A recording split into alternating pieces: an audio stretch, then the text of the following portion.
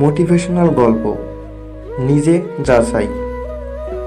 এক ব্রাহ্মণ একটি ছাগলছানা নিয়ে রাস্তা দিয়ে হেঁটে যাচ্ছিলেন। ছাগলছানাটি দেখে 4 জন চোরের খুব লোভ হলো ওই ছোট্ট ছাগলটির মাংস খাওয়া। তখন তারা একটা মতলব আঁটল ব্রাহ্মণের কাছ থেকে ওই ছাগলছানাটি নেওয়ার। পরিকল্পনার মতো প্রথম চোর গিয়ে ব্রাহ্মণকে বলল, ওই ঠাকুর মশাই, এই সকাল সকাল কুকুরছানা নিয়ে কোথায় যাচ্ছেন? এই কথা শুনে ব্রাহ্মণ খুব রেগে গিয়ে বললেন, তুমি কি অন্ধ নাকি ভাই? দেখতে পাচ্ছ না এটা ছাগলছানা? এই বলে ব্রাহ্মণ এগিয়ে চললেন।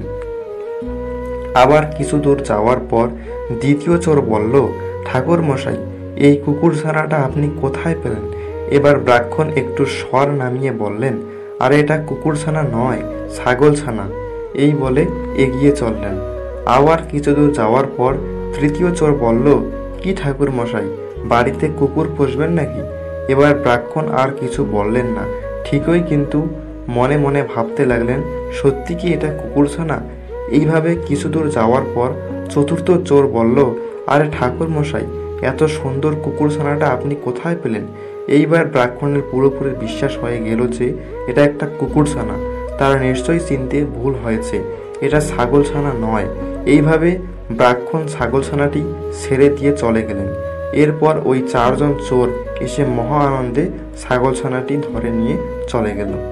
আমাদের জীবনেও এইরকম অনেক মানুষ আছে যারা তাদের স্বার্থ সিদ্ধির জন্য আমাদেরকে ভুল প্রমাণের চেষ্টা করে। তাই কোনো কিছু বিশ্বাস করার আগে নিজে যাচাই করুন যে তথ্য আপনাকে লোক দিচ্ছে তা কতটা সঠিক।